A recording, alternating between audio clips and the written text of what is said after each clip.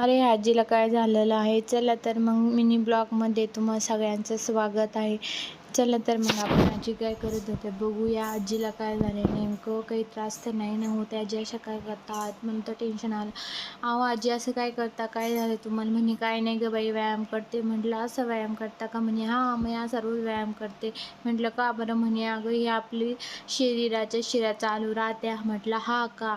म्हटलं हाऊस करा बरं का, नाही तर शिरबीर भरायची व्हायचं आणखीनच कुटाणा उगाच वाढीव उद्योग व्हायचा. म्हटलं म्हणे नाही गं बाई वाढीव नाही होत. मग त्याच्यानंतर आम्ही श्रामपूरला गेलो. श्रामपूरवरून माझं ऑपरेट झालेलं आहे, मग त्याच्यामुळे मला व्यायाम घ्यायचा होता. मग व्यायाम घेण्यासाठी आम्ही श्रामपूरला गेलो. व्यायाम वगैरे झालं. मध्ये एक बेकरी होती, त्या बेकरीमध्ये आम्ही थोडंसं सामान वगैरे घेतलं.